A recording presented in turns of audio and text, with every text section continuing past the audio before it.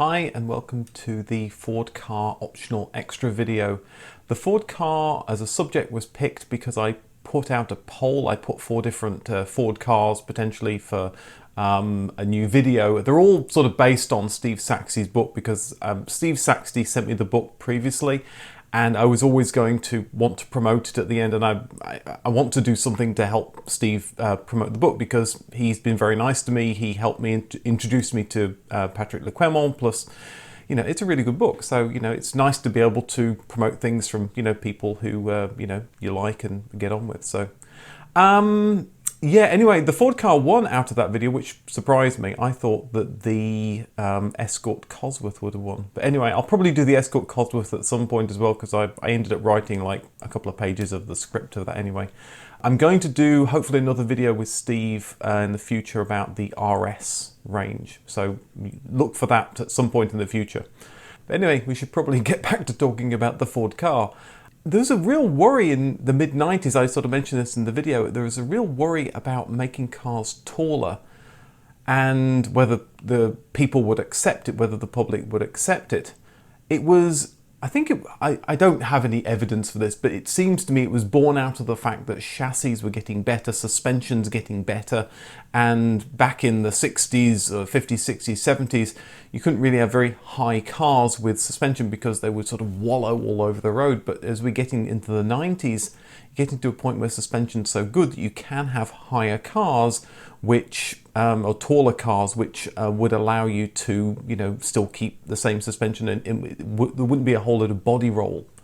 So I think that, plus the explosion in crossovers and SUVs, even in the 80s and 90s, the Suzuki Jimny, that is the Suzuki Samurai in the UK, and also the follow-up, the Vitara, were doing really well. They were high-sided vehicles that wallowed all over the road, but it showed that people were interested in having higher vehicles that gave them a more commanding view of the road, and it made them feel safer, even if it maybe they weren't safer, but it made them feel safer, and that's the point at the end of the day. So at the end of the day, higher cars, taller cars were getting to be more important, and so the idea being that it was interesting that Ford was wrestling with, should we make a car taller, would people really accept it? Where of course they did, and they loved it.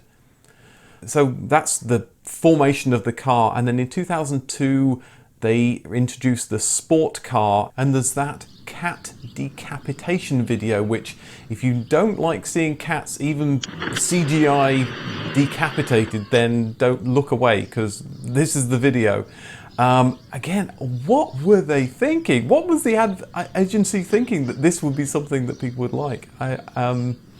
And of course, they probably lost the account. I would think that the ad agency would lose the account by taking this video and actually making it public. It's amazing that it actually came out, but yeah, I really don't know what they were thinking, as if they thought that was a good idea. So anyway, so we get to 2008 and the Ka Mark II, and there's a phrase in the USA called the sophomore slump. In the USA, they in high school and university they have 4 years, and so the first year is freshman, second year is sophomore, third year is junior, last year is senior. And so the idea of a thing called the sophomore slump is, in the first year you come out and you do really well, and then in the second year everything just crashes, and it's really something that people talk about with sports careers. So an American football player may do really well in the first year and then the second year just crash. And it's this kind of common theme. And that's really the case with the Ka Mark II. You end up with this really good car that does really well, and then they have this sophomore slump. And I don't know, anyway, once you know about it, you'll spot it everywhere. You'll spot it in music albums from artists. The second one just sort of trails away and then they die, but the first one's amazing. It seems to be quite a common trait. Anyway, look for the sophomore slump. And in the video I mentioned that the 2014 car, the Ka Mark III, looks like all the other Fords, but when I was doing the video I realized the 2008 Ford Ka, the Mark II one, looks just like the 2008 Ford Fiesta. So, again, maybe I said that the Ford of Brazil was just following orders. Maybe Ford of Europe in the 2008 model was just following orders, or maybe they just couldn't make a car that looked particularly different from the rest of their models. I don't know. But ever the opportunist, at least Ford did try and promote the Mark II Ford car by putting it in the new James Bond film Quantum of Solace. So Ford tend to do this. They're very, certainly back in the 60s and 70s, they were very opportunistic. Their marketing department were definitely trying to get everything to try and get in a movie or get the car in TV shows and things like that. And this is another instance of it happening. Of course, the Mondeo again was in the new version of the Mondeo was introduced in Casino Royale, and they're always looking for opportunities to do that. So we moved to the Mark III Ford car. The Ford of Brazil didn't really push. Again, I'm speculating here, but I don't think Ford Brazil pushed back on Ford US to say maybe we should go do something exciting and funky. Maybe they just thought that this eking similar designs was a good idea. But certainly my experience, and I have a video about this. I don't know how much you know about my experience, but I used to work with the Microsoft team that created Ford Sync. I wasn't in the team when they created that, but I was there before it and after it. And the follow-up to the Ford Sync system is something called My Ford Touch, which was a big touchscreen system based on Flash, which was another whole problem. Anyway, I wasn't there while they were developing it because actually Microsoft didn't do anything about developing it, despite what the public comments about it were. The public comments that came out of Ford was this was all Microsoft's fault, and Microsoft sort of took the blame. That wasn't the case at all. In fact, Microsoft actually helped Ford fix the debacle that came out of it. But I wrote a script about this ages ago, and I haven't done it for a while, but I should probably record that and do that, because that's basically just a brain dump of my experience fixing it. So there's a lot of really good stuff about why it was a disaster and why it took so long to fix, and why it was so many management experiences about this is what you don't do in a software development project to try and release something.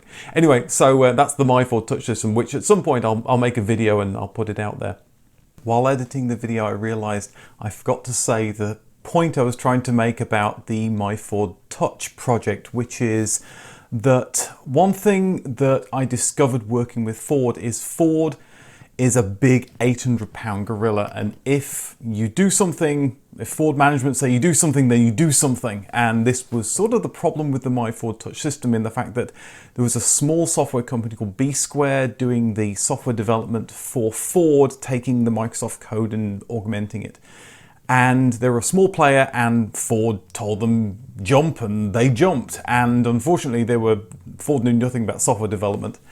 And so, of course, they made really poor decisions. So the point is, Ford of Brazil with the Ford car Mark III probably may have had the same thing. I don't know. Certainly, if Detroit tell you to do something and you're either an ancillary player or you're a subsidiary, then it's difficult to push back. Anyway, that was the point I was trying to make. Back to your regularly scheduled programming.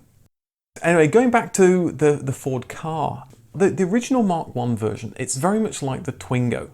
I don't know if you saw the Twingo video, but with the Twingo video, they did a big poll of customers before they released it, and 25% of people said they absolutely loved it. They thought it was the coolest car ever. And another 25% said, yeah, it's all right. And then 50% said, I hate it. I think it's the most vile thing ever. I would never buy this thing. And again, the Ford car, the first version, split opinions. Some people thought they liked it, some people didn't like it, but it sold well. And just like the Twingo sold really well. They were selling, millions of these things. And so it's okay to split opinion. I think that's really the point of the video. It's okay to create a striking design. In fact, it should be encouraged, so long as a certain amount of people buy it. You can create striking designs that no one likes. The Ford Edsel springs to mind. The problem is that lately Ford have just been going for standard blobby boring designs, which all their cars in Europe look all the same. And so they shouldn't really be surprised when they find that no one's buying them. People are going and buying the Fiat 500 or other more interesting cars. A car, at the end of the day, remember, is a status symbol to a certain extent. It makes a statement about you, the car that you buy.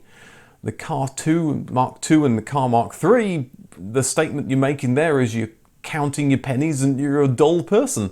Is that the statement you want to make? The Car Mark I was that, you know, you like funky design and you're a bit different. And again, you need to do striking design. You need to do interesting design. And, you know, Ford is hopefully looking the right way. The new Ford Bronco in the US looks very interesting. It's a fun styled vehicle, but certainly in Europe, they need to buck their ideas up, certainly in my opinion anyway. Anyway, that's all I have to say. Thank you for watching. Thank you for watching the original video, and I'll see you in the next video.